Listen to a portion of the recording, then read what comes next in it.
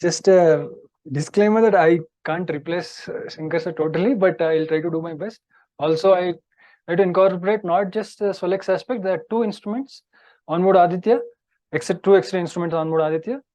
What they can do, we'll come to them in third part as I mentioned. But before that, what you can expect and what measurements we will do, we will move on with in the second part.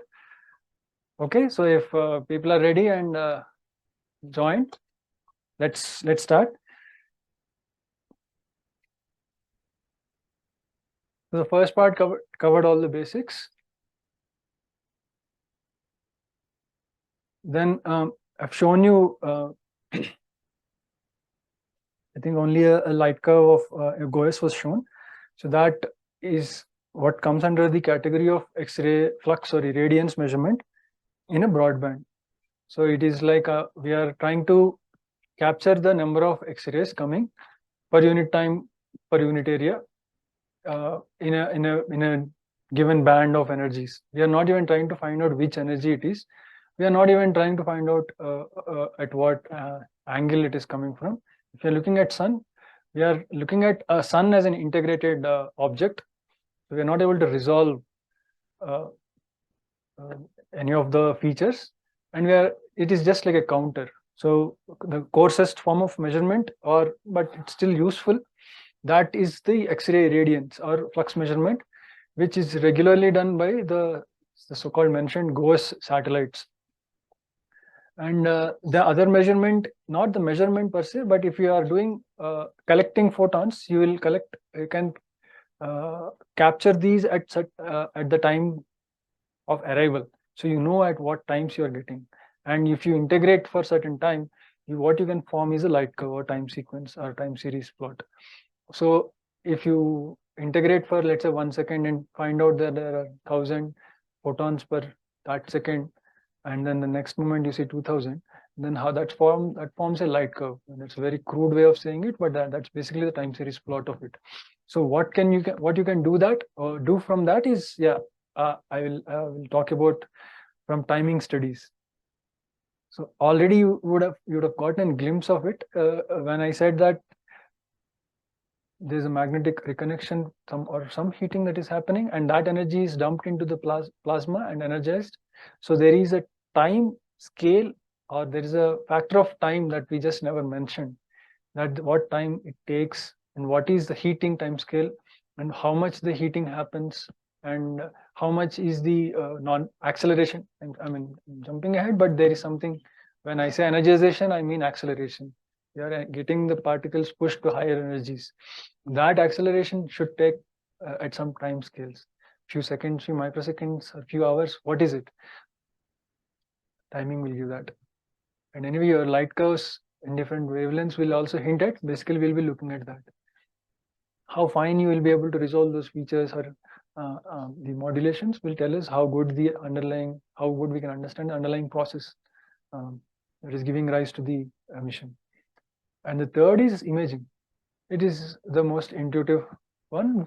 You're actually imaging spatially segregated information coming from an object. Here in this case, it is sun. So we'll have solar disk, and the emission coming from each point on the solar disk, we will try to have with certain specifications of resolution, angular resolution, and so on. And the fourth is spectroscopy and polarimetry. So these are basically the exhaustive set of instrument measurements that are available for astronomy, astrophysics purposes. You can extend it to any other astrophysical template, and this will work. It need not be sun, or for that case, it is solar physics or solar flare studies. And polarimetry is another new branch which you would have heard about, or you may not have heard about. But polarimetry I'm talking about in X-rays. Definitely polarimetry has been done in different wavelengths, optical or UV or so on. But what we are currently interested, or of course, is a talk on X-rays. So can we do polarimetry and infer something from X-rays? That is something for the future as well that you have to keep in mind. Let's move on. So X-ray irradiance measurements are done for continuously that have been going on from 1974 with using the GOES. Specifically, they are observed in two bands as in two energy ranges of X-rays. This is how it is quoted usually, because GOES people somehow tend to use the wavelengths too in angstroms. So these are the two bands. For the ease of it, you can as well convert them to KeVs or EVs in terms of energy, but I can tell you and you can confirm it later. These bands correspond to 1 to 12 keV and 3 to 25 keV. So there's an overlap, and also basically they are covering the soft band in one and hard band. So they say one band is hard and another band is soft. And if you see the time series plots, they are actually marked on a logarithmic scale in terms of the classification, which is popularized as GOES classification.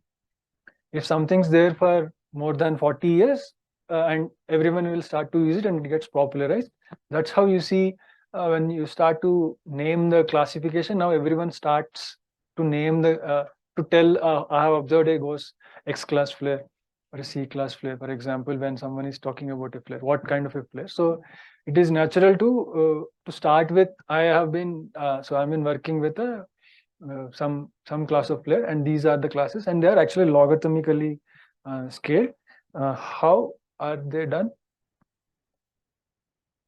Yeah, so this is how it is done. So this is last 1 week till yesterday plot. So this is one good thing is these plots are near live updated plots. So I've captured it yesterday night to see what was the level of activity happening on Sun. So you can see currently we are in sort of going towards ascending phase. I mean, going towards the maximum of the cycle. So the classic signature of it is, this is that band I was talking about, the 1 to 12 keV. This already is at a level of C or so. C is basically when you talk. So yeah, I've again jumped ahead. So the band classification, as I mentioned, is ABCMX. So A corresponds to -8 watts per meter square in irradiance. And if you want to mention the background, it is somewhere close to A5 for hard X-rays. So it is 5 e power -8 watts per meter square in hard X-rays. And in soft X-rays, in that band integrated region of 1 to 12 keV, it is already above -6 watt per meter square. And background itself, background I mean the non-flaring baseline. In fact, there is nothing that we can say that it's not flaring, because there's a lot of activity has been happening. So you can see that the baseline itself is shifted.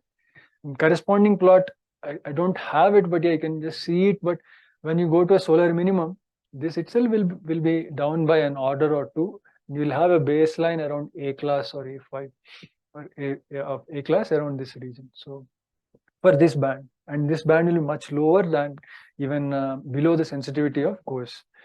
So I think recently there have been 1, 2, 3, 4, 5, 6 M class flares for the last few weeks. So it's, one would say that, pretty active, and also the fact that background itself is too high. So these are the initial first, if you want to do some where do you want to start X-ray flare analysis. So if you want to just see in the high energies, you'll just see, okay, are there which flares that you want to look at. First point is this: you can look at GOES catalog. Not just this, they have a full archive from 1974. So this is that plot, but mind you, this will not have other information in terms of spectra or so. And so you can, at max, you can take the ratio of these two and find out something called temperature and derive some sort of emission measure if we can connect it with other wavelengths. So this is the first the basic observation one can do. And next to that, I've mentioned the timing aspect. Let's come back to the Benz plot, where it is shown in multi wavelengths. So you can see that different time scales are at work for a given flare. In a given flare, one would usually start with defining different phases: the pre-flare phase and the impulsive phase, and then the flash or the decay phase. So impulsive phase is where much of the activity is happening, where the entire acceleration and subsequent thermalization, yeah, I would have mentioned those words, exact words.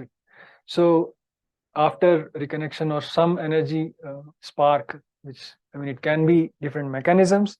Currently, I'm only resorting to magnetic reconnection as a placeholder, but there can be other wave-based mechanisms as well. But when that happens, you'll see different kinds of emissions that start to come up in different wavelengths. And if you time these based on energy dependent bands, even in hard X-rays, if I plot a light curve which has different bands, 10 to 20 keV, 20 to 30 keV, 30 to 40 keV, you'll see there's a difference in terms of its profile in the height that it will reach. That is basically indicative of how quickly the emission is coming from that point. 30 keV usually will come first, or so on. So there will be a gradual change with respect to the energy. That is indicative of the acceleration phase, and also subsequent thermalization phase, which can be seen in soft X-rays. The radio part, yeah, similar things and similar phenomena are at work at radio frequencies as well, but there's a separate talk to it. I'll leave it for that till then. And also you will see a lot of pulsations. And pre-flare signatures, yeah, they're only in certain bands. So SOLEX instrument will on board Aditya can look at, is sensitive to this band, soft X-rays, and it can also trying to capture the pre-flare signatures if there are any. It is not always seen, but if there is some heating happening before a flare erupts, that can be observed in this process. Even in UV it is there, but yeah, we can resort to other wavelengths. But from Aditya perspective, yeah, this is something, pre-flare signatures. Then impulsive phase, definitely hard X-rays are captured by Helios and SOLEX, 2 instruments. We will even use the ground-based observations from radio to make this sort of a picture, so that we will get flare timing in terms of how the process is getting generated.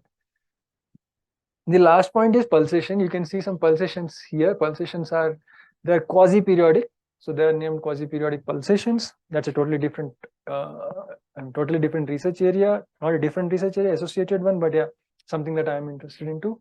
So pulsations are not naturally expected unless there is some sort of wave mechanism that is there, that is causing, or it is the reconnection that you're talking about is actually happening periodically or intermittently. Only then that is there, or the injection itself, the mechanism. Anyway, I'll come to QPPs. Suffice to say that at this point, if you look at timing data, you will see that there can be pulsations in different wavelengths, mainly hard X-rays and microwaves, or radio for that matter. Yeah, so these two, basically, we mean to say that non-thermal emission, which is usually attributed to hard X-rays and radio waves, they are the wavelengths where you can expect the pulsations, and that is true. That is observed as well. Not so much in the other wavelengths, but yeah, in fact, it could be something that is very much dependent on the sensitivity of the instruments and the timing cadence at which we are observing, or rather the integration time. If you are capable of sampling it at very high speeds, then you may actually see signatures of oscillations in those wavelengths as well, which I have a plot when we come to QPPs in detail. Then other part is, sorry, the timing studies. Yeah, if you just zoom into any of these light curves I've previously shown, and yeah, just try to segregate them, find all those peaks. It may be a small project kind of thing. You can try it out, just take GOES data, and you can see all these peaks that are there, trying to find out which flares are there and what their peaks are. If you find a distribution of them, you'll see distribution in terms of their energy. Basically, the peak you can associate as the energy. It is not true, but yeah, peak flux. Yeah, basically, if you find out the peak flux of all these flares, then find a histogram or the distribution of it, frequency distribution, you will find maybe something like this. And is it different or so? So you can see more the number of flares are there in the low energies, or rather, so less energetic flares are more frequent than the more energetic ones. And what is the pattern it follows? So these are some of the there have been some observations on those, but the key factor that we are trying to say is it very much depends on the instrument.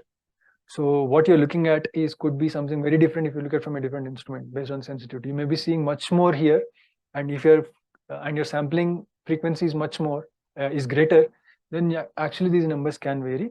That is why we resort to histograms and statistical analysis, so that we will find out what is the aggregate behavior of these. That is why we use statistics, right? So from those, I think someone asked the question that microflares or nanoflares are sufficient for the coronal heating. Well, that is the view. I mean, I can't deny it or anything, but it is initially given by Parker, where he said that yes, these flaring things actually have been happening, can happen at a very small scale, even so small that these spikes could be much smaller. So 1,000 times smaller, you'll get milliflares, and even million times smaller, you'll get microflares, and even below that, you'll get nanoflares. So if it's very much that this baseline that you are seeing, provided that it's not because of the instrument background, if the baseline itself is caused because of the quiet time heated plasma in the corona, then yes, then it can account for, it may account for, there are even recent observations that if the flaring intensity, basically it is adding up, it's like accounting, right? If so many flares are happening and each flare has this much energy and the frequency of it, you just multiply and say that this much energy is dissipated out, and whether that dissipated energy can come from some persisting energy in the corona, which, if it is there already at 1,000,000 Kelvin or so, can account for that 1,000,000 Kelvin elevated temperature. So that is, it is a theory that that can be considered. So microflares and nanoflares are an active area of research. For that, I think SOLEX will help. May not be in nanoflares, but definitely this instrument has a better sensitivity. It can do much, and lower background. So we can try that, target that. So such studies are possible. So this is that plot. So if you do flare frequency versus energy, energy is here. You just have to convert. So this is power. I mean, actually flux. So you ignore remove the area part and then find out the total energy by integrating the power. You will get the energy content of each flare, and then you may find out that this is a famous paper from Hanna et al. That these are the ones that I was trying to say. As you go lower and lower in energy, the frequency is getting higher and higher. So the question that was asked was whether the higher and higher frequencies of low energy flares is it sufficient enough to account for the heating. Maybe. But the consistency is to be established, that it should be there for all times, because you see corona at those temperatures at all times, and it should be proportional to the flux that you see, X-ray flux. X-ray flux is the indicative of the temperature, and vice versa of the element. So, and what wavelengths we are looking at? We are looking at the up to even 100 EV or so, or even below that. So EUV and soft X-ray, both of them are to be used for these quiet time studies of nanoflares. So this is one of such attempts which showed how the distribution can look like. Then the other point that I was coming to is mentioned already, was the quasi-periodic pulsations. So if you see the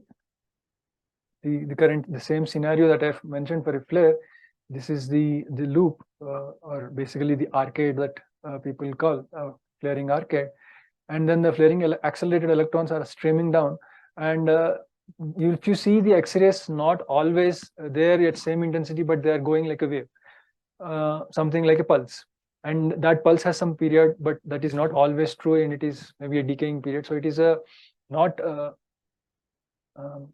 a fixed period, and it can evolve as a period. So that is what we can attribute that to. So we will usually say that they are quasi-periodic pulsations. This is a famous paper from Srikar et al., and there have been several reviews on that. But recently, if you see, I can quote, not just in X-rays, you see that several of these wavelengths, even at AIA 171 angstrom, you will see that the light curve can have enough modulations that can mimic the wavelengths, the wavelengths, higher wavelengths. And nevertheless, to say, because of the association of non-thermal emission in hard X-rays and microwaves, there will always be a tie-up between these two. So if you see in 22.5 megahertz, and then the subsequent hard X-rays, you'll see this is from Fermi. There will be these features. So it's not like a sharp increase and fall, like I've shown you previously. Sorry, jumping ahead. So the classic picture that you see in X-rays is this. This is the impulsive phase and this is the decay phase.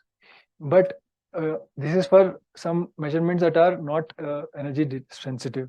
But if you go for finer measurements where you can find out energy dependent value, so this is in a particular band. So if you plot light curves, band specific light curves, which is a product of Aditya-L1 instruments, you can find out the oscillations, and also find if you do the timing analysis, Fourier analysis, or wavelet analysis of this, you can find the period and the drift of these periods. And the better point is, there's a Newport, something called Newport effect. I'll come to it later. But what you can see here is the derivative of X-ray flux, but not the X-ray flux itself. The light curve is an f dash of the flux, and that seems to be a match. That is famously termed as Newport effect. I'll come to it later, but definitely that also seems to be aligned with all these variations. So across frequencies, there is some kind of an oscillating. So there is what it can be. Several mechanisms that have been proposed, but none seem to actually give or let's say none seem to actually be attributable to all of the observations. Some observations may follow certain mechanisms. So like one of the observations are very strong notions that they have is magnetic reconnection itself is an intermittent process. It is happening like on-off. It's an erratic intermittent periodic interconnection. So the heating itself or the acceleration itself is happening at a time scale that will emit the hard X-rays and microwaves and subsequent all of the wavelengths at those. So it is imagine that it is like internal combustion. It happens only when those pistons. So each piston happens when the IC engine, something similar to that. So the frequency is proportional to the RPM and your speed. So how it goes about is what you will see as these signatures. So quasi-periodic pulsations is one of the things that one can do by X-ray timing studies. And we still are not, we have not zeroed in onto what exactly these are. So there are wave-induced mechanisms also, and even electrons streaming down can be bunched. So if there is a trap, there's something called magnetic trap. If there is a magnetic trap at this point, and they are bunched, so for some time the electrons cannot stream down. After that, when it is released, it can come down. So you'll always see that even particles are accelerated or bunched down, sent down in bunches. Something like that happens in our beam lines. It's not a continuum, but it is. That's what something would give rise to these oscillations.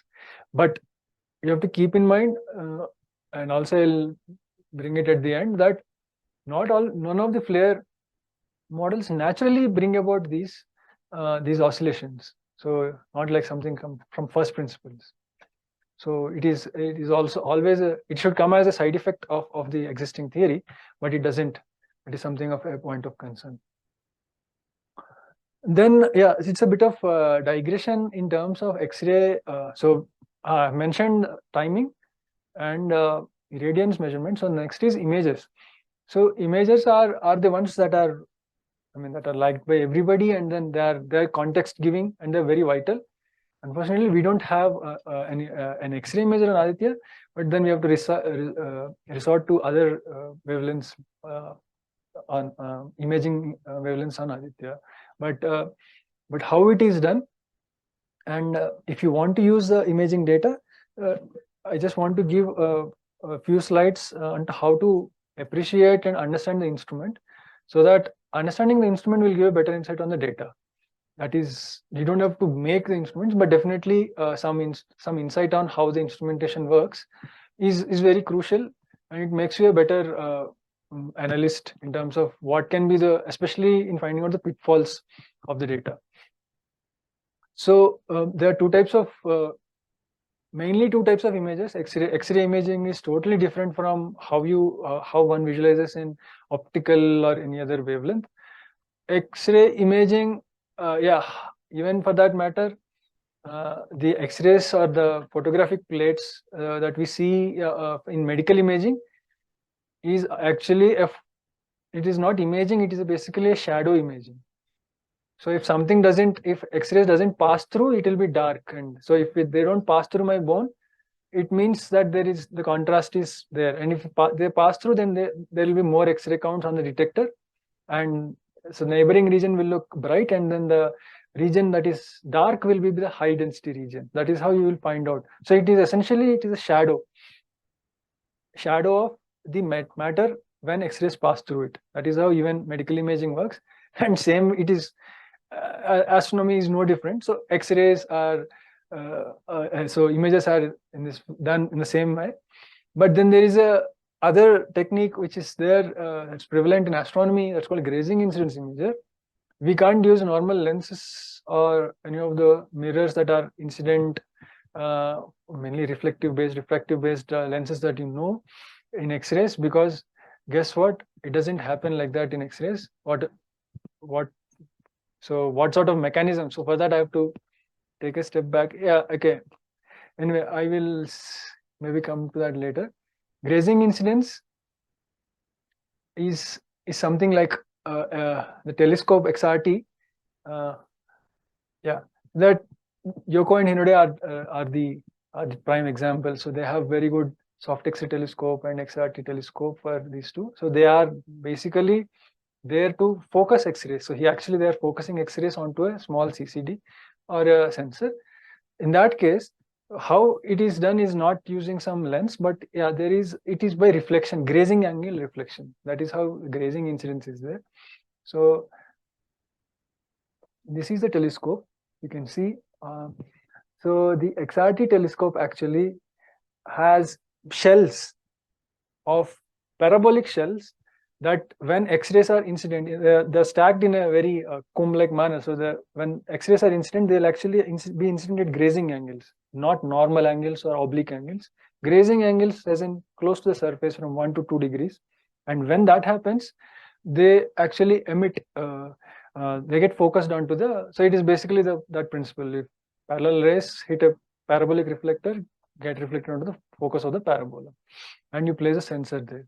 So that is, but the focusing distance here is very large for X-rays, because you want to have more area, collecting area. Essentially optics is used to collect more area, and here you're trying to and get a position sensitive information. So how it is done, I think I have direct imaging. Let me go to indirect imaging. So direct imaging is, so this is how XRT works. There's a shell. This is made of let's say reflective material, which is high Z material. And when X-rays are coming from the source and they are hit at, imagine this as a shell, and they're hitting it grazing incidence. And there will be many such nested shells, so that you cover this entire annular region. And there are many shells which are having, imagine like family of parabolas. So all of them are confocal at this point. So all of the X-rays that are coming at grazing incidence will be focused onto a single point. Any other angles, the X-rays will be absorbed. So if the source is here and the angle for these shells is 10 degrees, all of the X-rays will get absorbed and then create photoelectric effects. So photoelectrons will come about. They won't come in as this. So you need to hold the incident direction of the X-ray and then focus it onto a particular region. So for that, you have to create shells. That's it's a very involved process, and that is how the design is done. But then there is an easier way. But then you have this will give a very high angular resolution, up to arc seconds. But then an easier way that is used, especially for hard X-rays, in high energy, for hard X-rays, you can't use the same because reflectivity of materials is different. So you can't generate a hard X-ray telescope that easily with the grazing instance. Although in astronomy, there are very good, the recent example is NuSTAR, if you've heard of it. So then the indirect imaging method actually resolves the shadow technique. But it doesn't have, so for that you have to find out, it is like you create a coded mask. So coded mask is this kind of an arbitrary pattern, seemingly random pattern.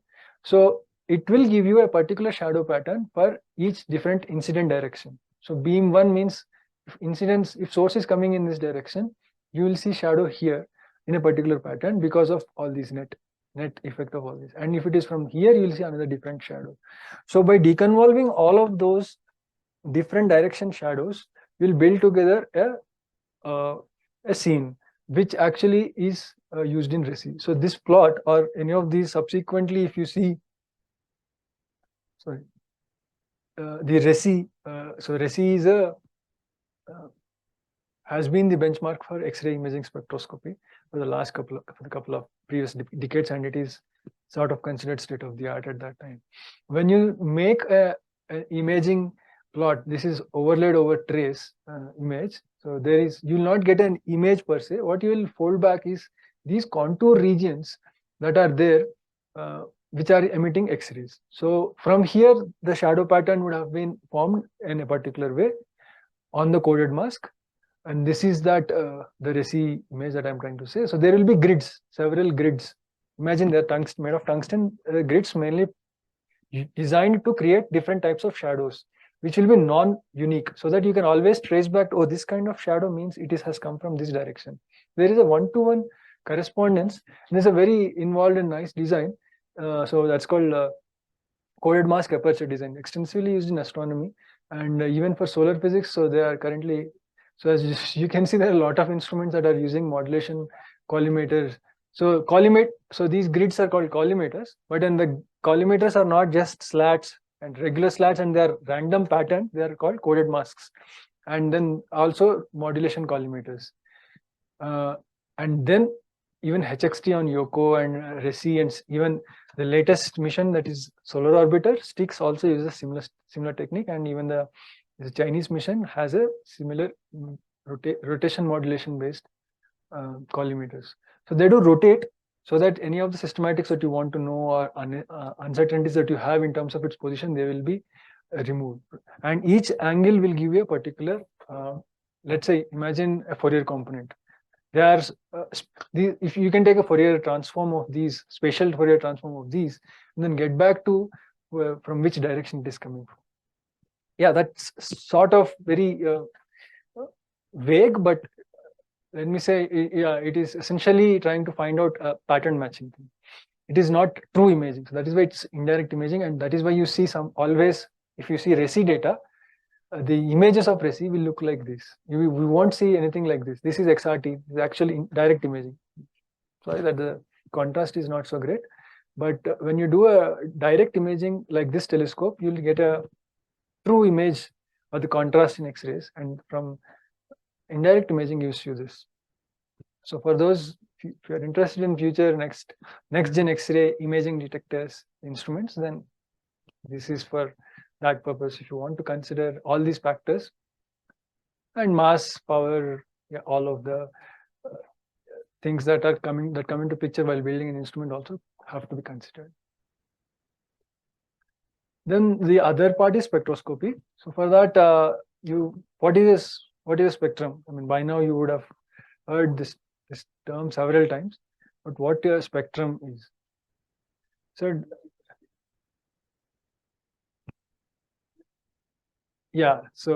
so energy distribution. So if you take energy on one axis, and what is the energy content? Yeah, so for the engineers out there, it is like a Fourier transform. You take signal and do the Fourier transform, you get which frequencies have how much component or coefficient. Same way, you just take the energy on axis. We are talking about X-rays, so we do, let's say 1 to 10 keV. See what is the energy distribution or the intensity distribution, that is a spectrum. So what spectrometers give is that spectrum, the distribution. And it can be done in many ways. This is a very old classical way, which I like, and why, I'll tell you the reason why, but then this gives us extremely high spectral resolution output. Extremely high, as in by extremely high, this is the best I think one can get as of now. So what you do for that, you have to, so you need, here it is unlike the GOES irradiance measurement.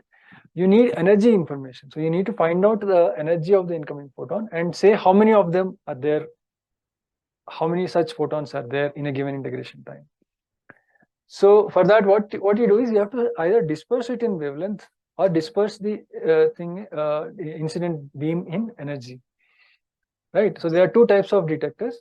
I will not go to the detectors part and all, but that's a totally another talk or so it will take. But what you want to do is segregate them in terms of its energy. How it is done here is a very clever technique by using diffraction. So you select a collimator. Collimator is to essentially collimate and generate the different FOV to constrain the field of view, and then you put it on a crystal. By crystal, I mean it has a very defined lattice structure with a known lattice distance, interlattice distance, the parameter d, and all any radiation, but here also it is, if you consider X-rays, has to follow Bragg's law. This is the diffraction. So it has to interfere and then get that diffraction pattern. So that Bragg's condition n lambda 2d sin theta must be equated. So that n lambda is the incident energy, and 2d sin theta is the angle at which the d for the crystal, and it will be reflected at a given theta. So and this is an anode based gas detector. So if if it has come here, it means the reflection has come from this point to this point. So you will get to know the lambda. You know d, you know the theta from the configuration of your instrument, and is a position sensitive. Yeah, here you can see position sensitive. So at what position it is coming. These are two types of configurations. This is much more illustrative course. So any X-ray coming here, if it is hit, it is going here. The theta is, the theta, what is the Bragg's angle? You know the d for this crystal, you'll get the lambda. Single order, second order you can say, but yeah, it will be mostly the first harmonic or fundamental frequency. And that is how you find out the photon that has hit here is of that energy or that wavelength. Now you got the information. Just keep making a histogram, keep adding in the energy bins. That's how you make the spectrum. And yeah, this is one way. Other way is to not use any crystal. So this, why is it so relevant is Bragg's, that is, it leverages the Bragg's condition. Any lambda that is off by even small delta lambda of few angstroms will not go there. It will go somewhere else. So if your position sensitive ability is very high, then your energy sensing ability will also be very high, and thus the spectral resolution. Spectral resolution is basically the ability to distinguish one energy from the neighboring energy, or if you say delta E by E, or inverse in that case. So what is the uncertainty or the FWHM at that energy? So for these type of detectors or instruments, resolution is much greater than any other instrument that you can have, and that is why the solar maximum mission initially used this crystal. But the downside is you can't cover a very large range, because the Bragg's condition will be met for only certain angles and certain energies. You can't cover a very large energy range, and also because of, if you can just estimate the probability of interaction of this diffraction condition meeting, it's again very small compared to any other effect. So diffraction doesn't always happen. The probability is 10 power minus 5 or so for these energies. So you'll not get more. So if you're having very high energy flux, the received flux or the receipt counts will be much more. It means that sensitivity is less. So those are the downsides, but nevertheless, if you are looking for spectral resolution, this is it. This is the result of it. These lines, yeah, someone was asking whether which lines you would get. So again, sorry, these are old school stuff where they're putting it in wavelength and angstroms.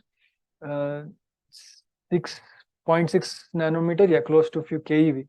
So you are going higher energies in this direction. Obviously, wavelength is going this way. So you can see the lines, forests of lines coming from different ionization species, even neon, iron, oxygen, magnesium. So all of these are from the coronal lines that are there, that are observed as. So this is the solar spectrum that is coming from this instrument. That is something what we can expect from Aditya as well, but in a different way. I'll tell you what those are. But spectroscopy, if you want to do, as I mentioned, all the lines that can get generated from sun, these are the lines in this energy band. And of course, never forget the continuum. It's always there. The continuum emission will be there, but yeah, it depends on what state of the solar, the solar region is, whether you're looking at an active region during solar flaring phase or something else. Then now you can just look about the hybrid combinations of these. You have a spectrometer. If you can do imaging as well, imaging spectroscopy, like RESI. So RESI gives spectrum just with good bandwidth. So energy of, so this is the RESI spectrum starts even from 4 keV onwards up till even few MeVs, but that's a different point. So the energy coverage is great and energy resolution is good, and then subsequently you have or rather complementarily you have these imaging points. So this gives the context.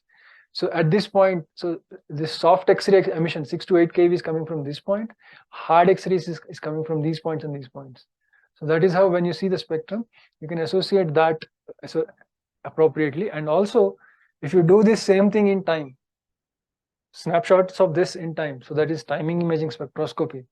For that, you need to have enough cadence to generate both the image as well as a spectrum in a given time of integration. So I can't generate this each second. This would be for certain time of integration, right? So that is when how you design the instruments come into picture. If you want to look at something that's really fast moving, you want to and take images of it, like how, let's say this is changing, if it is going up or down or something. If you look at it 4 minutes later, you will not see this at all. There is no intensity that is coming from RESI because yeah, it's gone. So, and how this is moving. So the actual context or the scene creation happens if you look at the images. That's how X-ray images are important. And if you can localize the emission, then you can take even spectrum for this plot. So spatially integrated, spatially segregated spectrum also can be generated if the instrument is designed appropriately. So hard X-rays that is how we can say hard X-ray is coming from here, soft X-ray is coming from here. That is how that whole story came up. And that got corroborated rather, that actually the chromospheric evaporation is happening at these good points, and then this is the point where even thermalization is starting to happen, so on. So that is how you associate. The green is a thermal, so this is a fit curve, I guess. So the thermal is a thermal brimstollen. So the output is again free emission. It's a continuum. At this point, you can see there are no lines. And the continuum is generated from the thermal brimstollen. It's a 2-component model that we have put. And then there is a power law that is coming. It's a broken power law. So this is the non-thermal part. Non-thermal brimstollen generally is modeled as a power law or a broken power law. Even if you model it as a thick target brimstollen, you will end up it as this mostly. And then you synthesize all of those and to find fit for the observed spectrum. Yeah, this is what you get as fit parameter. So that's how you get to do both imaging and spectroscopy. If you do it in as a flare evolves, and if you have the capability, or the instrument has the capability of generating these as a time cube, then you can always do the time evolution features. That is the science one can bring about, how the flare evolves and how the spectrum changes and how these features move. So this is something that is how one can say, yes, the flares initiated here and then moved there, and then these regions happen, and associate other wavelengths also into the picture. Then that gives you the total the phenomenology that is happening there. Yeah, and this something I think you will not have seen or read mostly anywhere because it's very recent one. So till now I've been just mentioning as a very overall, not a very detailed concept as to how these particles or electrons that are generated here, what is the phase space of that. I've never mentioned or written any equation about what is the phase space because we don't know. So ideally we will want to know what is the energy distribution of the electron that is causing it, which we can invert it from the spectrum. That is one of the science aspects. But what is the angular distribution? Whether they are all streamed, or they are all magnetically aligned, or they are energetic particles that are getting accelerated and streaming down. there will be collision losses, radiative losses, and then thermalization is happening because of the collision, and then scattering is happening. Basically, a lot of pitch angle scattering happens. So what is the angular distribution? So does the streaming electron, if I take an angular histogram, does it look like this, or is it like this? At any point, if you see, are all pitch angles access available, or only it is a beamed emission, like particles are beamed into the let's say chromosphere. That is a very important concept, and that will actually give rise to the diagnostic of acceleration mechanism, whether it is actually stochastic or it's maybe something beamed. So people say that yes, because of the stochastic nature of the process, the pitch angles will get isotropized, and you will see a near isotropic distribution as so. And then, but then you have to also consider the fact that collision and non-collision transport effects that come into play, which actually can change as so the initial, let's say, source distribution of the particles or the electrons will not be the same both in energy or in the angular space. So they'll keep changing, and how it changes, that is what drives the X-ray spectrum that we see. And there's another factor that can come into picture, which I have not talked about till now, as so they are streaming down into chromosphere, also simultaneously generating X-rays. So X-ray here, bremsstrahlung is not a directed emission, it's an isotropic or near isotropic mechanism, at least for these energies, not like synchrotron. So it is not a directed emission, so it will emit in 4 pi. It means X-ray photons are going down as well into the photosphere. And if the densities are not sufficient that they are not absorbed, eventually they can meet a region where they can get scattering. So so at this point, I have to come to that I have delayed. So what are the X-ray interaction processes in matter?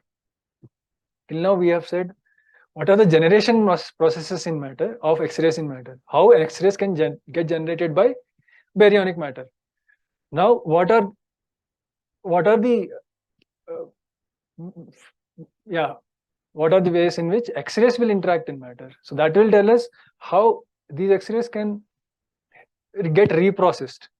That is what I was talking about, the albedo. Albedo is nothing but reflected component. So 3 processes essentially to the knowledge. Photoelectric effect, famous Einstein's photoelectric effect, that is an X-ray photon can interact in matter and generate a photoelectron. That's it, the photon is dead. Then Compton scattering, scattering, Thomson or Compton, depends on the energy. Basically, in Thomson scattering, the energy of the incident X-ray will not change. It will only just change the direction, basically momentum. And Compton scattering. So Compton scattering happens at higher energies, mainly hard X-rays. Okay, hard X-rays, Compton scattering, soft X-rays, Thomson scattering. I think that we can sort of establish. So hard X-rays, when emitted into the in all directions into the chromospheric heights, they can get scattered and will come back. So they change in energy. That change in energy will look like a different spectrum. So initially they went with a spectral index of -4. Now they come back with something else. What is that? And they will add to the total observed signature, because we are looking here. We are here, or let's say spacecraft is here. So all of this is integrated emission. So, and we can't distinguish, if you're looking at this point, you can't distinguish this point from this point, or rather, we can't go then separate them out. So albedo cannot be separated from the spectrum directly, but it has to be modeled out. So that is where the Compton albedo or the backscattering also comes into picture. That is one of the components. So I just mentioned thermal, non-thermal. Then the non-thermal component will also have a spectral, the Compton albedo. And this can change actually, because Comptonization is not that isotropic a process. It depends. It has that Klein-Nischin cross section. If you just plot, you see that there's a directivity to it, and higher the energy, more the directivity. So it is a directional component, and that means this component will change if you look at from different angles. If you are at Earth and then you go to other azimuth, or let's say you are at stereo, which is away from 60 degrees or some away in the azimuthal plane, hard X-rays or X-ray spectrum will look different. So there's a directivity in X-rays that will come up, which is another aspect of looking. If you have two different missions, we can do simultaneously looking at the factor, same flare, we can do that. That is where the all this introduction is for the polarimetry. So if you want to look at the basis of electron angular distribution, which we will never get, and how the transport is happening, the spectrum will look like the same if you are from the same point. If the flare location is here, you see all the spectra are same for all types of beamed angles, and if provided the energy incident electron spectrum is maintained. So initial ionization happened, and after that there is a beaming, or let's say isotropization. So all these four plots will tell you different types of angular distribution of electrons. So from here to here, there's a variation. So once that is there, you can see that the DOP is degree of polarization. The degree of polarization actually breaks the degeneracy. That will tell us. So if we have polarimetric measurements at these bands 10 to 100 keV, we can find out, or we can estimate whether it is a beamed emission, or it's the beaming is very close to beamed, or it is totally isotropic. Or so this is again another sort of branch or avenue of instrumentation and observation, which is sort of catching up in astronomy, because there's a lot of X-ray polarimetry happening in compact object astronomy and high energy astronomy. But it is yet to catch up in the solar field. Nevertheless, there have been some attempts already to find out the polarization of flares, but because the instruments are not actually targeted to be a polarimeter, so how the polarimeter works and all, it's again totally different. Maybe we can talk it offline. So the X-ray polarimetry it has not given conclusive results as to what flare, and you can see that they're energy dependent. So you need to have good spectral resolution as well to find out what is the energy, what is the polarization at this energy. That is what will give you this plot. It's energy dependent polarization. So all of these modulations will give you the understanding of polarity. So this is just a new flavor that I thought I would bring in, because it's not usually there. Maybe Aditya-L1 or sometime we will make this kind of instrument to study the science that we just mentioned.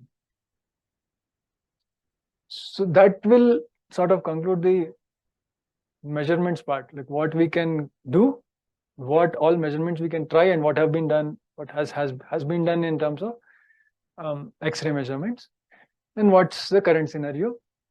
And let's go to part 3. So this is what we have on Helios. This is the Aditya.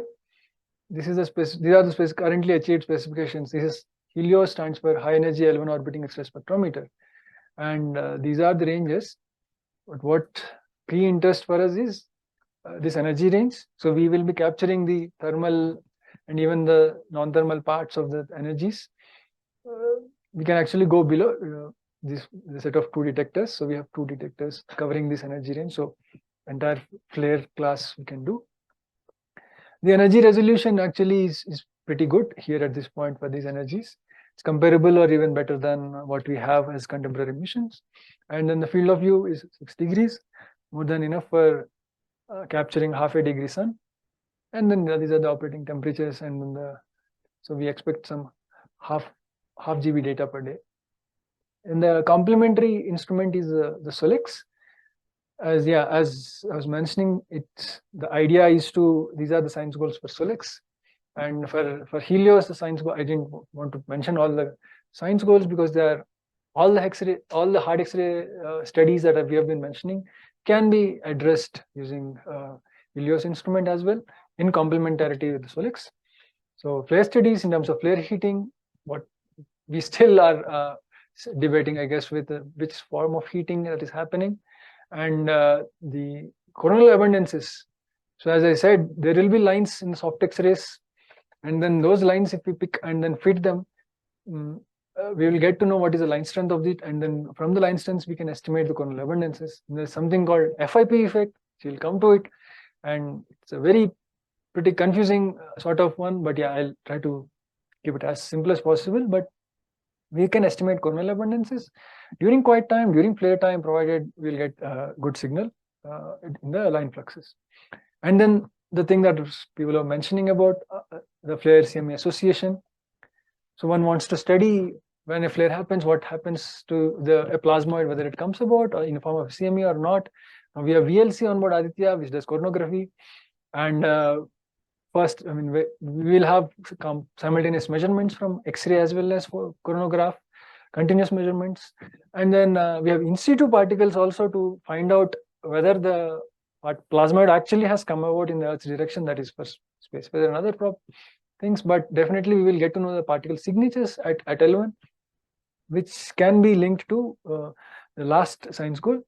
But that is not what I want to say. This maybe you might be knowing about this, but the instrument specifications are like we are covering the very low energies from 1 to 24. There's an overlap between Helios and SOLEX. So that is, we will be using that for confirming our spectral models and cross calibration. Also, the flare coverage is from A to X. We are trying to capture all the flares.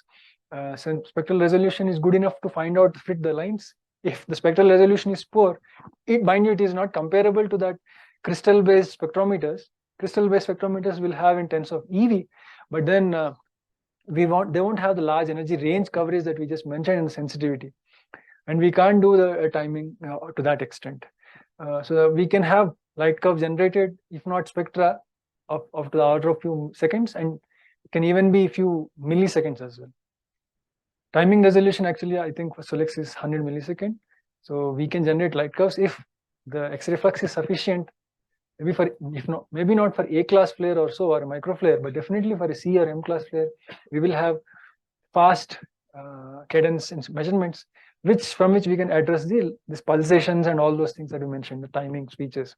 If there is something pulsating, even in soft X-rays, we can find. So those are the ones, and then so what we can expect from Aditya, if we combine those two, this is something guarantee. The pitch here is, it's continuous observations from 1 to 150 keV in the energy band, unprecedented right now, and RESI covers either the hard X-rays and some GOES covers a band. There's these are spectrometers with good comparable resolutions with the contemporary instruments and previous instruments. Sensitivity is good, sub-second light curve is possible, and few second integration spectra are also possible. That depends again on type of class of flare. If it is an A class flare, maybe not much, but definitely for a C or M class flare, yes, we can study the temporal evolution by generating spectra at few seconds intervals, and then see where it leads. So simultaneously, we can do both thermal and non-thermal spectrum from these two instruments.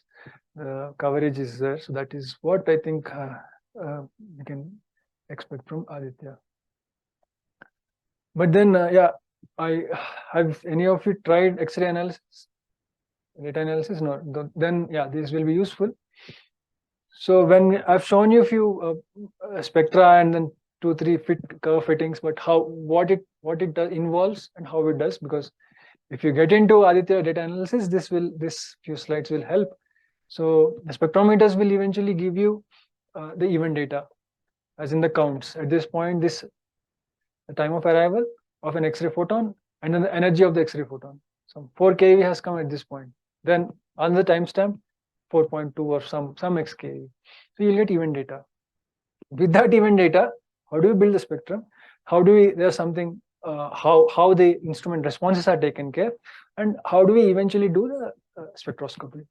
So things to be considered are the raw data, event data, and then we generated a calibration database, by which we mean how the instrument will work as a function of energy, as a response to different energies, different temperatures, and different gain settings on board. So if the temperature of the sensor is varying, then the gain can change and the entire spectrum can shift. So the calibration database will have all of those, and you may actually notice, the spectrum actually is shown in not in here. The y-axis, photons per second per centimeter square per keV, but we do get some counts per second. Okay. What we essentially event data is some count. If you integrate, you'll get counts per second. We can make per second or per 4 seconds, okay, but standard just stick to hertz, counts per second. How do we convert the counts per second to this unit? This is a physical unit, flux, right? So that is what this entails. Sorry, I went back too much, but calibration database. So how to convert the counts that we see? If I'm seeing X counts, how many photons have actually come? That depends on the quantum efficiency of the sensor, the collecting area, and all that. So per unit area, if you don't have 1 centimeter square unit area, it may be very small sensor, very large sensor. So ARF is effective area, ancillary response function. These are all X-ray jargon, but definitely used in X-ray spectral analysis. RMF is a response matrix. So if an incident X-ray is like basically the transfer function of the instrument. If a single energy is coming, is incident, the spectrum of a single energy in lab will not be a single line, nor it will be a Gaussian. It will be a redistributed function. Of course, it will have a large component of Gaussian, but non-Gaussian effects will be there that is coming from the detector or internal to the charge. That is again totally how the detector works and how the instrument is there. But what is to be noted is this is very vital for finding how the spectrum is. If 4 keV has come in, doesn't mean that the 4 keV photons will have a signature only at 4 keV channel. It will have at all the lower energies as well.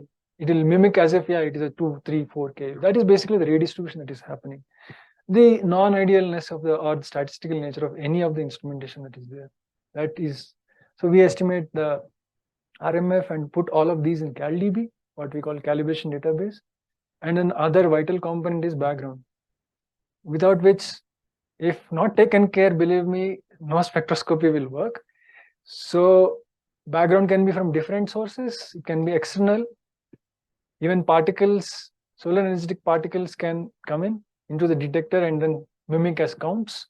You may think that there is a 4 keV X-ray coming in and you will count it as 4 keV photon, but it actually is some electron that is mimicking that. And you can't stop all the particles because you have to have a field of view open for X-rays. So there is this false positives that come up. They are categorized as external background. There are many sources of background: cosmic X-rays, cosmic X-ray background, galactic sources. Any non-source, non-sun entities background for us, right? Internal background, internal to the detector itself. It will have thermal background, so noise basically. Detector sensor will have some noise. So those may be seen as some features. So you have to fold in those factors, keep them as low as possible. Better instrument design tries to have a very low background, so your SNR can be very high.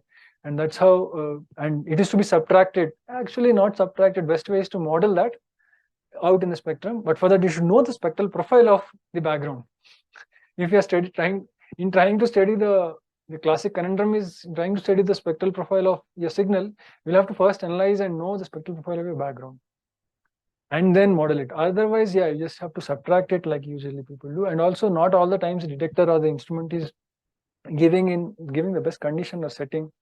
It may be going through some phase where there is some external noise or some other.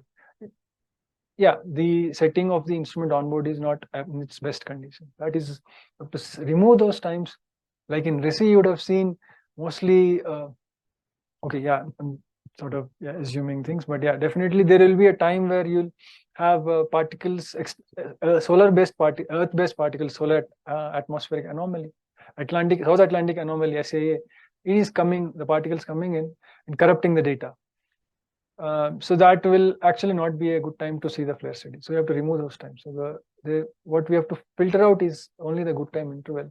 Once you include all those, how you do this? It is a matrix inversion problem. You know the spectrum, observed spectrum, which is, let's say, B, and you have a response, which is, let's say, I, and you want to know the source vector, incidence. You are interested in finding that what has come, the source function. So A into I is giving rise to B. So now your unknown is A, and you know the response. All of this folds into the response matrix.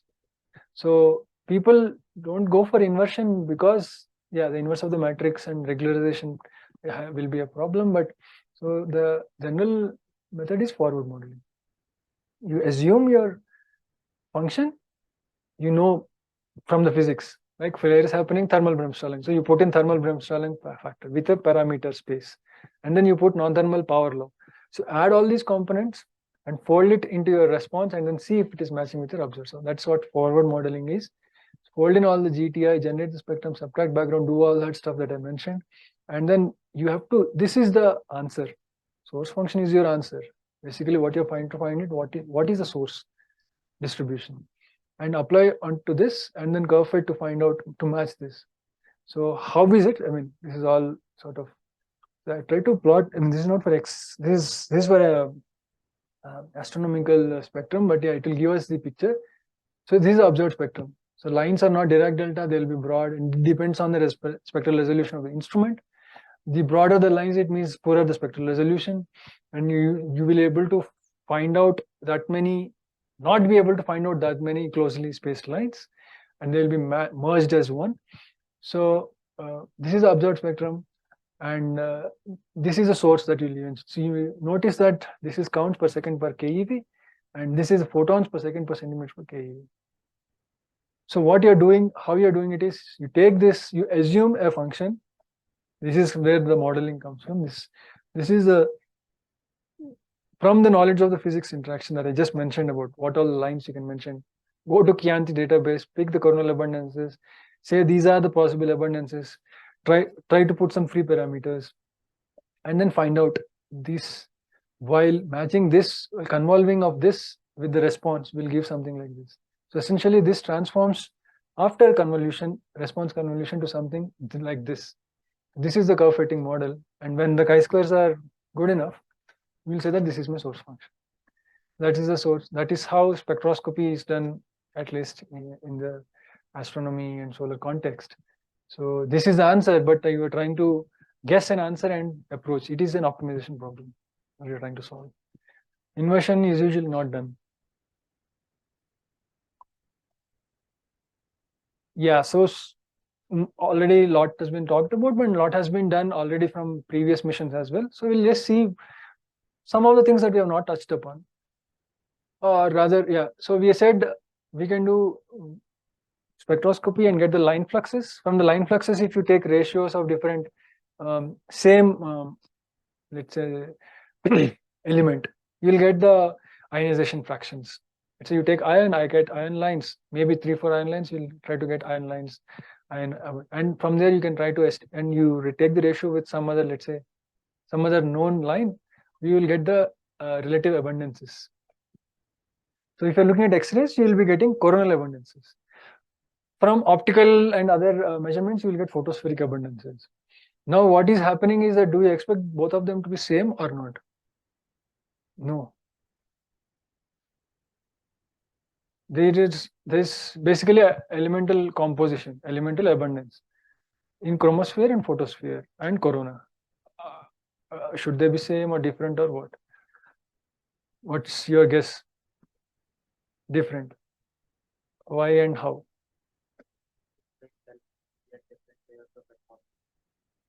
Okay, so you are assuming some sort of stratification. Is why? I mean, is there no mixing, homogenization? I mean, Earth's atmosphere, so if is troposphere composition different from stratosphere?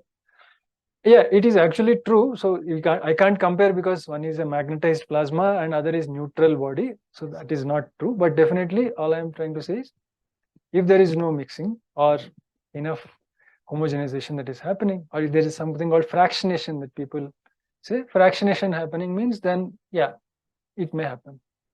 Yeah, actually that is true, but we have to keep in mind that I'm talking about a region which is starkly different from one another. One is photosphere, which different number densities and temperature. In between, there is some crazy transition region, and then there is corona, where so coronal abundances and abundances need not be the same. Yeah, first guess, that is fine. But there is something very very puzzling is like this is, so if you take the ratio of coronal abundances to photospheric abundances, you chop it at 10 eV. This x-axis is first ionization potential, the energy required for the outermost electron to be removed from that atom, FIP. So low FIP elements are said to be 10 eV and below. Low FIP means low atomic number. So till ion, these elements are, I would not say ion, yeah, these are the elements that have low FIP. and these are the elements with high FIP. So high FIP elements don't seem to change much in terms of the ratio with coronal length, and this is for quite time. Flare time, it's a more crazier picture than this, but yeah, the point is FIP effect, or the discrepancy is that low FIP elements, all these ones, are enhanced in corona, not in photosphere. It is like if you think that interior is the point where densities are high, and there that is the starting point, and relative to that everything should be high, relative to that everything should be low, scale it. But you see that the elemental abundance in corona are much high, so you'll find more sodium at this point, at those ionization stage, than at photosphere. That is sort of puzzling. So it means there is some kind of segregation. Actually, that may not be the case. I mean, that sort of seems not physical. The case could be, maybe this is depleting. This is depleting. That is another. There is a way that this can actually deplete, but the ratios is still a puzzle. And there is also something called inverse FIP effect. So inverse FIP effect is seen in flares. When the flare happens, this actually comes down and this same, and also sometimes this can go up. So there are two regimes where they are never same. They can actually go up and down, and also FIP effect is not seen in some flares. So if I have not confused you enough, then yeah, please try researching more on FIP effect. So how it comes about. So it essentially talks about how fractionation and how certain elements are being pulled up. The exact mechanisms, I mean, at least I'm not sure of those mechanisms, but this is just an observation evidence. Then yeah, I have something, it's a numbers problem. So we want to say something as numbers problem in terms of low energy cutoff. So I've been showing you electron spectra, rather the X-ray spectra, and trying to fit something. So these are the two plots for two different flares. One is a small flare and a large flare. You see, this is a thermal Bremsstrahlung and this is a non-thermal part. So always from now on, you can see the thermal part, non-thermal part. Two parts will be there. But if you just model it as a power law, for this part of power law, it is still fine. It is still below the limit of the actual total observed value. So at these ranges, you can say non-thermal emission is not dominant and thermal emission is dominant. Versus, which is true. In the low energies, soft X-rays, thermal Bremsstrahlung is dominant and non-thermal is not there. But if you go to this one and if you just try to model it, you will see that yeah, it is just going some arbitrarily high.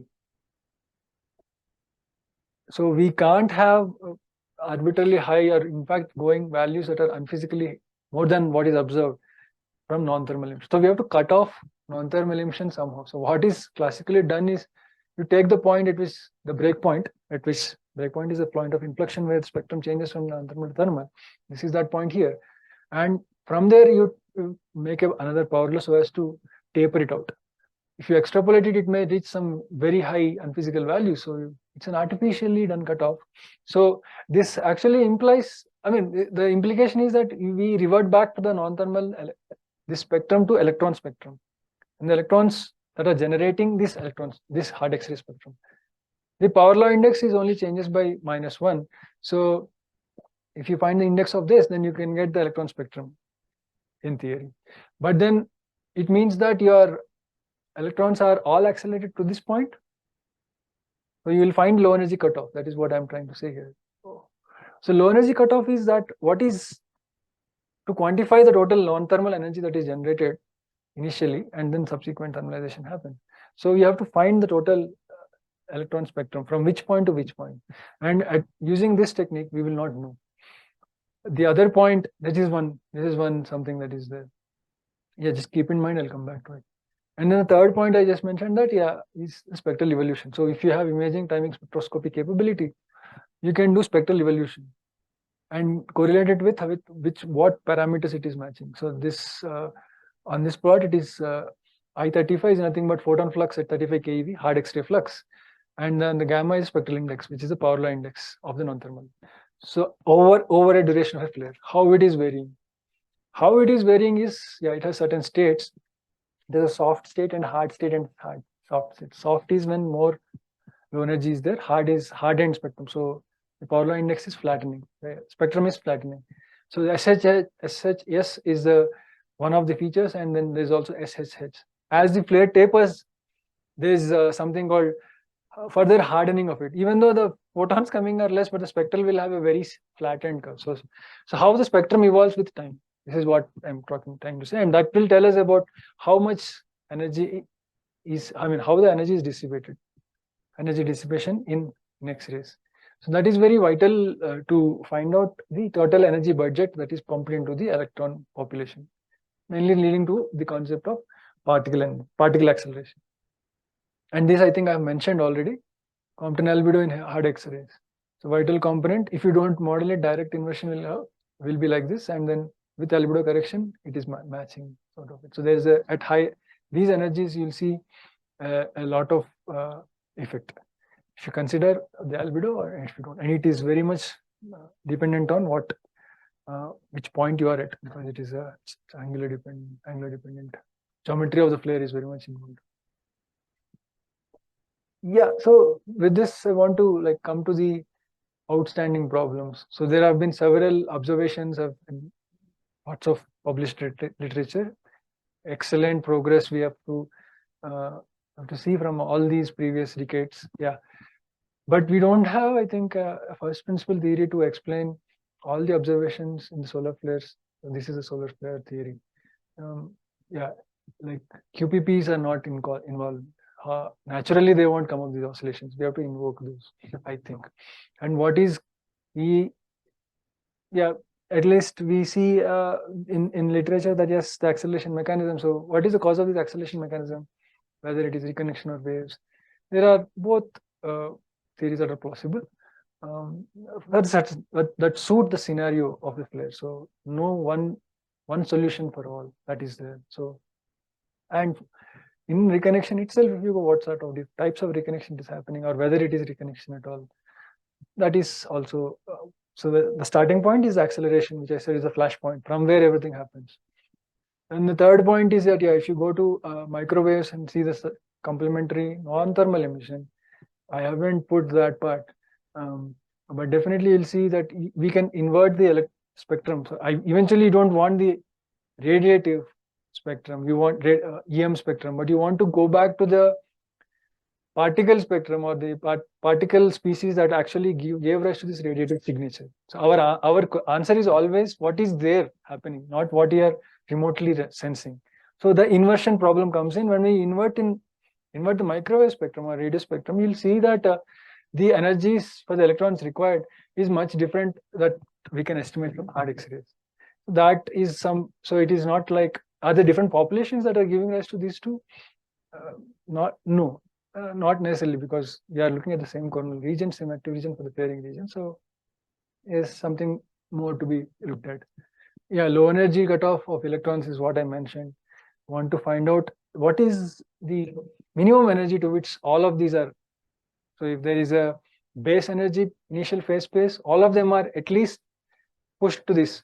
That will give us what is the acceleration or electric field that is there. So we will get to know. Based on top of it, there can be further other factors that can lead to the dwell time in the acceleration region or the initial source function itself. But then what is the energy cutoff that will give rise to the non-thermal emission? That is also a puzzling point. And QPP, we are yet to find out a good mechanism that explains it in the natural explanation of flare theories. And then I think we are much of these noticed is in all these theories. If you have noticed, I have never mentioned the problem of, so there's, what do you think is the current generated during a flare?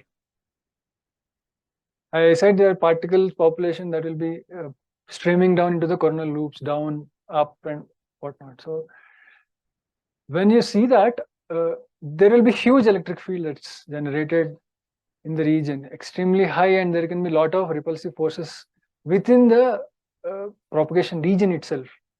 Forget about reaching the chromospheric for all this. There will, during the transport, there is the number of if you find out the number density and then see from the emission measurement, see the number of particles passing through the Vernal loop, it is, yeah, the numbers actually will be so high that they will all be repelled. But how are they stuck together and how is the transport happening? That I think is the internal generated field. The plasma generated field itself is not electric field I'm talking about, is not considered or addressed fully in these theories. So that is something that we have to still look forward to. And yeah, these are for the future, I guess. Then what can, I mean, from the science point of view, but yeah, from observation point of view, as I said, if we look at future prospects, we can see if you're looking at different stereo observations of flares in X-rays, depending on how the quantization happens, or if at all it happens or not, we can find out how if the electrons are directed or not. So electron directivity can be addressed from stereoscopic observations. There is good content from Dr. Natasha Jeffrey. Some of the content is what is shown here. So stereo observations is one of the plans that one can do with, let's say, Aditya and solar orbiter together and find out for a simultaneous observations, because solar orbiter can go away from the sun-earth line. When it is, then we are looking at the same flare from 2 vantage points, right? And then hard X-ray polarimetry, I just mentioned that it's another avenue that can bring about the electron angular distribution and how the transport is happening. And yeah, so to finally see how the movement of the particles is transport is in X-rays, very high resolution and cadence in imaging spectroscopy would be another, in soft X-rays as well as in hard X-rays, would be another avenue. The last one is just a teaser kind of a thing.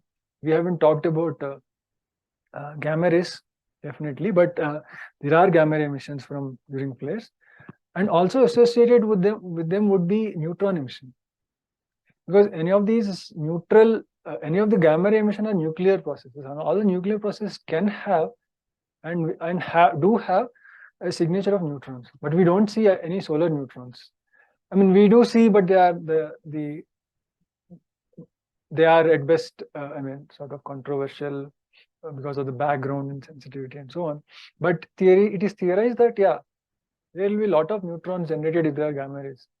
Gamma neutron simultaneous observations during, and it is theorized that because they do interact with the interstellar medium, rather the interplanetary medium here in the solar system, if we go closer to the sun, we will see more neutrons before they interact and decay with other processes.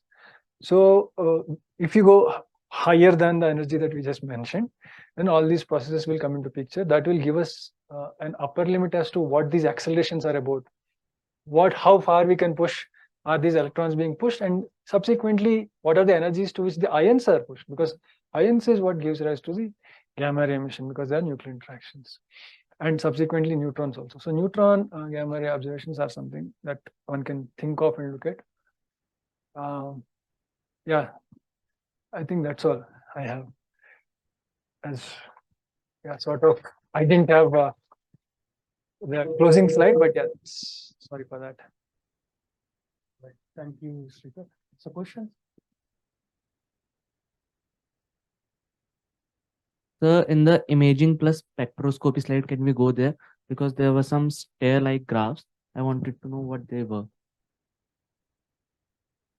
Imaging plus spectroscopy. Yeah. The stairs, the dark stairs, which are on all of the lines that start from the top and go to the bottom. Where exactly? So the stairs, the black. Oh, stairs. you in the spectrum, yes, mean. Yes. This is just binning, so different. So yeah, so yeah, so spectrum is nothing is ever analog, right? All the physical processes are analog, but everything we have to digitize it. So there will be a width to the energy bin. So you are collecting, when you say photons per second per keV, at what energy? So at some particular energy, right? But that energy is single point energy. If you do say 10.757 keV, then we can never get, almost we'll get 0 photons from that. What we'll do is we'll have a band that is called channel width. You're collecting So each step here corresponds to that bin or the channel width. So it will capture from 10 to 10.1 keV. There should be some resolution. That depends on how much we can actually how much spectralization we have. It is much better than that. So if you want to see a line, let's say, you should not see the stairs, right? You should see a line. So for that, your binning should be finer. So the binning is basically digitization and how well, I mean, yeah, how well you're capturing. So if your bins are finer, you need more photons to make up the spectrum per bin, and then eventually per keV. So per keV is a instrument independent, instrument blind unit. That is why it is used. Otherwise, we can just use per second per centimeter square. Even all of these are flux units for a reason, because it doesn't have to be linked with an instrument, but the spectrum is, because it's the observed spectrum, it will have a particular digitization. That is all. And in the electron directivity slide, we talked about electron directivity. We should assume it to be isotropic distribution. Not necessarily.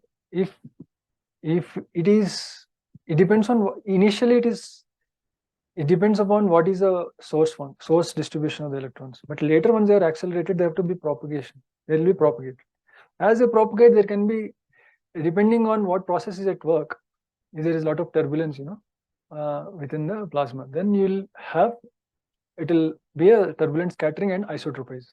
So it can isotropize. But if it is something that the plasma it is not plasma anymore, it is high energy. So there's a slight distinction. The energetic particle is not so much adhered to the magnetic field, just streaming down like a bullet. Then it won't even matter that it's a magnetized plasma. So it is not keeping the magnetic forces at play. Then it will stay anisotropic. It will be a beamed emission or beamed focus into the evaporation region. But then whether that happens or not, because these are not cold plasma. These are not even hot plasma. These are energetic particles on their own. We have to do kinetic simulations, not MHD simulations for this, I think.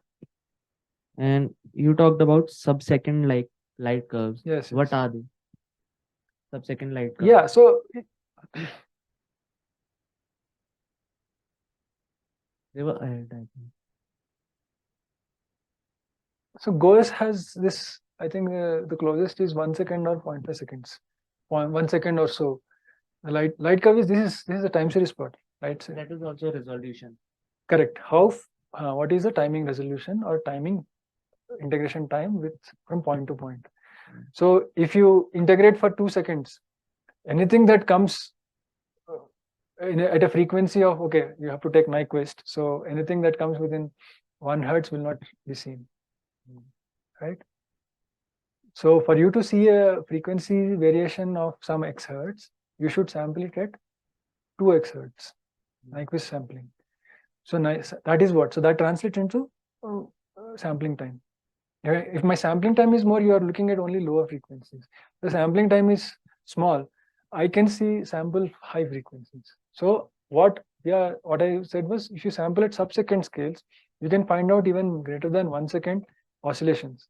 In fact, there is 1985 Brand-Dennis paper where they say hard X reflex of sub-seconds are also observed, but not. I mean, it again depends on intensity and variation. So if we are to pursue that, maybe the quasi-periodic oscillation, the periods are actually of the order of few seconds, tens of seconds, even a minute. Also, they will be okay. The totally different aspect is the heliosismology that I didn't even talk about. The oscillations could be coming from the seismic regions as well, that they're actually making the loops oscillate, but they will be very low millihertz, or they will be in a different frequency range. But if you have to look at something that is very fast moving, even sub-second, which are reported, then we have to sample at that high cadence or high frequency. That is what I meant by fast sub-second light curve, fast integration time, high integration time. Also, I think somewhere it was said that X-ray albedo is directional. Because it is Comptonized. Compton scattering is directional. Okay, so X-ray albedo is, don't take it as X-ray albedo. X-ray is going into the lower regions or the chromosphere. When it encounters the chromospheric densities, the dominant process that is happening is Compton scattering. So you will see, if you are into that there is a ratio for probability of each process happening, whether Compton, Thomson, or photoelectric, as a function of energy. You take, let's say, 40 keV X-ray, Comptonization has more probability. That is why when it gets Comptonized, and it can go forward, backward, it has a particular directional shape. That is a double dumbbell, single dumbbell shape coming from Klein-Shinner relation. So that will have a directionality. So if you're looking from here or here, the emission both ways will not be same. That is why it will be. Thank you, sir.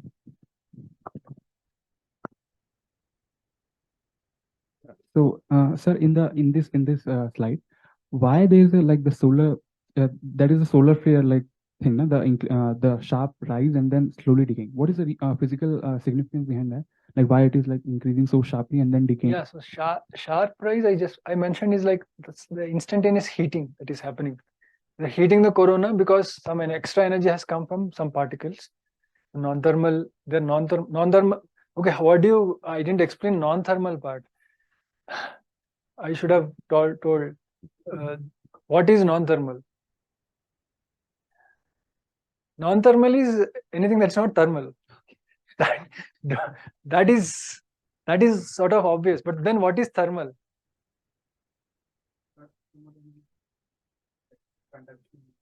No. Not that. Okay, so that is, yeah, that's no. Any other thing? What is? I said thermal Bremsstrahlung. There is non-thermal Bremsstrahlung also, which will give rise to it. Thermal is when it is in thermal. If it is at equilibrium, if it is at thermal equilibrium, consider LT, local thermal equilibrium. The statistics of the particle or the quantum of radiation will be Maxwell-Boltzmann. So if there is MB distribution, that is basically thermal. You are in a thermal state. These particles, hard X-rays, the particles that are generating hard X-rays are not having the distribution. That is why they are non-thermal. They can have any distribution. It is modeled as a power law. That's all. As some e to the power minus alpha. So if it is thermal, you just have to fit the Maxwell-Boltzmann distribution and what is coming out of it. So thermal Bremsstrahlung will give rise to the, Maxwell-Boltzmann distribution of particles in corona gives rise to thermal Bremsstrahlung because they are thermal. That is yeah. What is like, so yeah, the cooling.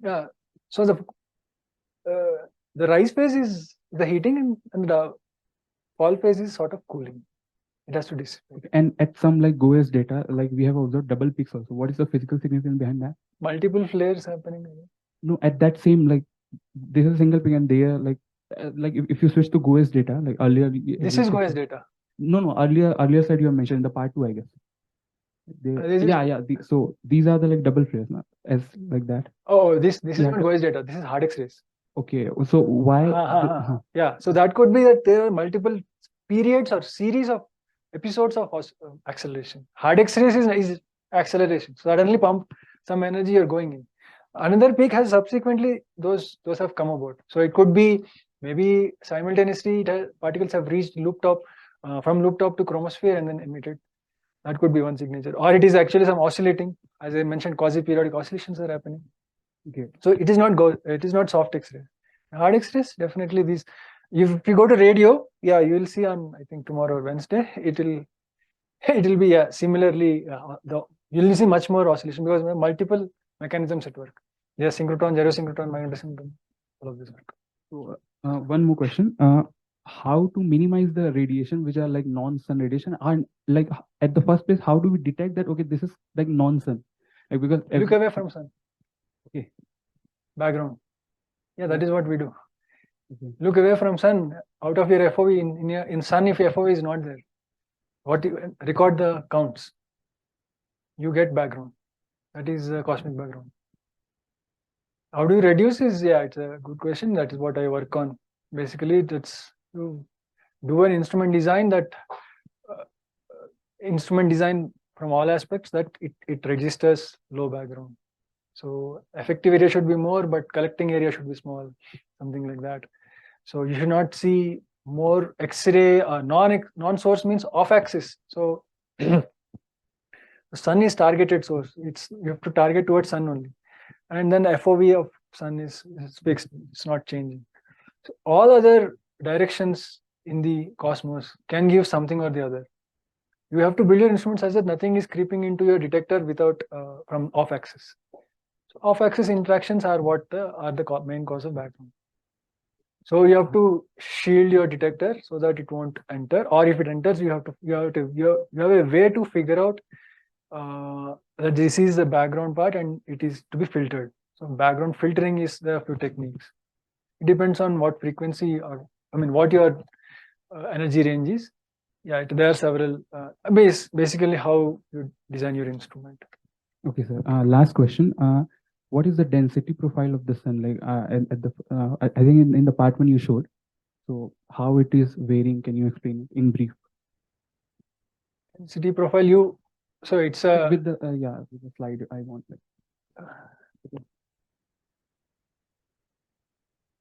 This one, right? Yeah, here. So yeah, so that what is happening in transition region is sudden jump in the density or sudden fall in the density. So fall in density you can explain. Basically, if an expanding gas is there and further the pressure, radiation pressure pushes it out. As it gets pushed out and the plasma there is having certain temperature and it is just getting pushed out, then density will not be held. So it is a falling density. So falling density or an exponentially falling density is natural. The only unnatural thing or not so the puzzling thing here is that this spike and then the sudden one thing. So that transition region, yeah, I don't have much to say about it, how exactly it works. So I don't work much on transition, but definitely that's a very yeah, maybe it's an interesting place how to go about it. Yeah. The temperature, yeah. So associative temperature is what matters. The sudden temperature rise associated with those regions and eventually reaching this, you can see, is 2 orders of magnitude. It's not even twice or thrice, it is like more than 100 times or even 500 times greater as you reach. So that is definitely not a thermodynamic process, I would say. There are magnetic forces at play, which I think that is what is causing all these. So it is essentially it's magnetized plasma, but how exactly it is, yeah, I have no idea. So if I may add, there is atomic physics involved. If you remember from my class, if you go by the temperature, so initially the decrease in temperature is expected, right? The decrease in temperature is expected, you are moving away from the energy source. But after that, there is an increase in temperature. So these are 1D empirical models. These are 1D semi-empirical models. So you get that from basic, from the physics of what you observe in the rest of the sun. What happens is the reason for temperature increase, initially you have acoustic wave flux all around the solar circle. That wave flux, because of the density drop. Density drop is initially because of the stratification. You have, because of the gravity, you have higher density layers and then lower density. Because of these lower densities, then you encounter increase of amplitude of these waves, which form shocks, because once they reach sufficiently high amplitude, they convert to shock and they hit there. So you get a higher temperature. You start seeing increase of temperature, but then that increase of temperature has to taper down because that depends on the atomic physics. What happens is that that increase of temperature is being absorbed by hydrogen atoms to get ionized. So at a certain stage, then all the energy is going into ionization rather than increase of temperature, right? So all these bumps will determine how much the electron density varies as well. So there is when you reach the transition region, there is also energy coming from the corona, the conduction flux going down, and the energy coming from the bottom, from the photosphere. So the balance will determine how the transition region will be. Similarly, the densities there will be determined by that. So it has to do with atomic physics. It has to do with the radiative transfer. So multiple things. Thank you, sir. Anything else?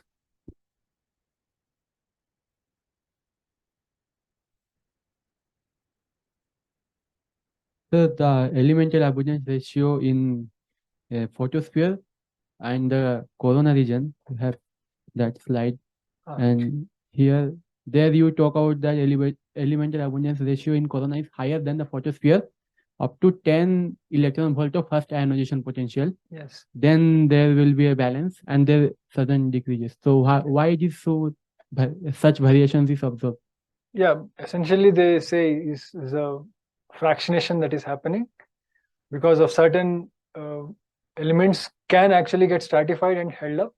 Then in their ionization state, you have to see the lines, right? For you to see the lines, you have to find the ionization states. Certain ionization states are possible at certain heights, and that is what you're seeing. And also it could be an observational bias, I feel, because we have to find out the absolute value if you are taking a ratio, and it's not necessarily for the same uniform over the region. It could be a heterogeneous value also. If you're looking at an active region, it may be different, and if you're looking from a quiet region like a coronal hole or something, it may be very, very much different. So if there is a homogenization that is happening across the disk, that also could be a reason. But yeah, it's only an observational fact. It is to be pursued further. Yes. Because the corona is such a high temperature, then we can expect that all that. Correct. That high temperature will aid certain ionizations. So certain ionizations will not be there. So definitely those lines we will see. That is for sure. But whether from that can we say yes, all these are compared. So we'll have the relative abundance of that ionization state. From that, can we say what is the total ionization or the abundance of that element? Let's see, if I have C14 or so, can we talk about total C? Is what we are talking. So total C versus total carbon abundance in corona and photosphere. Yeah, it is a mixture of all these ionization states, which is dependent on the temperature and density. So, yeah. Okay, one more is you talk about the full width at half maxima of a spectral line. So what we can get the idea from this full width at half maxima from a given spectral line? It is, if it is an emission line, either the broadening is due to any of the Doppler processes, or the broadening can be from the detector itself. So none of the detector response will have a broadening, statistical broadening. So if we account for the statistical broadening, I know that the detector will give certain width. On top of it, if it is there, so if your detector width should be very small to find out the extra any of the other factors, then we can find out if there is some actual widening of the line that could be attributed to the Doppler effect. So the line that is getting generated, the source is not stationary relative to your observer. So there's a moving. So the plasma could be moving. If it is moving away, there will be a redshift. Towards you, it will be a blue shift. So that is, and that will aid to the broadening of the line. Apart from natural broadening, there will always be a natural width. It's not never a single point. That is from the quantum mechanical aspect itself. That uncertainty in correct. So because of uncertainty itself, if you are measuring that at this point, then the line could be having a natural broadening width, but that is very, very small compared to our measurement ability. We need microcalorimeters, which I have not talked about, for measuring certain line. That the sensors, the class of sensors are totally different, and so Doppler is considered to be the dominant factor on top of the natural broadening. On top of it comes the instrument broadening. Okay. If I may add, there is also on top of thermal broadening, non-thermal broadening. So which comes because of different sources. One of the sources is waves, for example, and also the sources like reconnection you see, then you have higher non-thermal population, non-thermal electrons or other population, right? So if you have such non-thermal sources, then it can also give non-thermal broadening in the spectral lines. So thermal broadening is essentially you have Maxwellian distribution population again, like Srikar mentioned, you have Maxwellian distribution population, then that will give you each of the elements, whether it is electrons, they're moving in different directions, but they all follow Maxwellian distribution. Then you have the broadening that also follows this Gaussian, simple Gaussian in the broadening, because each one moving away from you will have different Doppler shift. Then essentially you get an envelope that is equivalent to this thermal broadening. But if there is any non-thermal process, for example, waves, which will sway away these particles, then you will get a different shifts. So that will give you an additional broadening to the line, that is non-thermal broadening. That is observed non-thermal because of other sources as well, like reconnection sources, some of which Srikar has shown. So you have different sources of broadening in the solar atmosphere. You have more questions or no? Any more questions? So in the context of electron directivity, you have mentioned that collisional and non-collisional electron transition will always lead to this isotropy of electrons. And is it because we consider collisions to be elastic at all points of time? Are there chances of non-elastic? The elasticity of the collision has not got anything, because any collision can change the direction or momentum, right? You at least agree to that. So all we are looking at is the directionality. With respect to the magnetic field, if the pitch angle is changed, pitch angle is basically velocity vector versus the angle between velocity vector and the magnetic field, right? If the angle, if there is a scattering, then that will change the pitch angle distribution. All I was saying is the pitch angle distribution can be changed because of scattering, collision. So it can be anything. Okay, and one more question. In the context of X-ray study results, you have mentioned something called Newport effect. Sorry, yeah.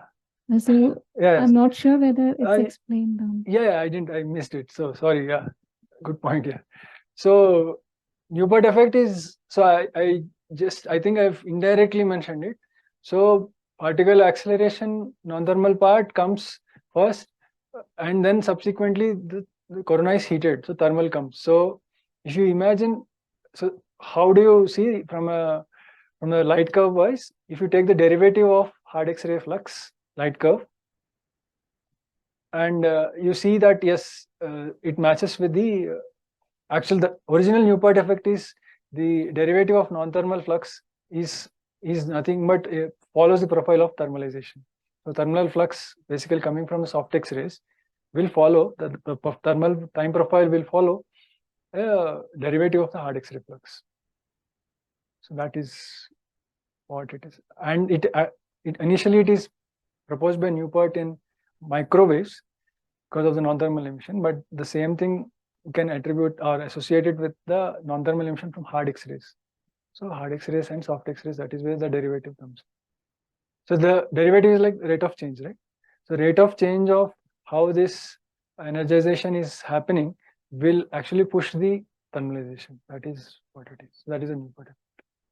That is also observed, but not observed in all flares, probably because it's I don't know. We're not looking at the same region and getting smeared.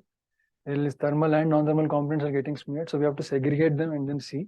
For that, you need spectral distinction. Most of the time,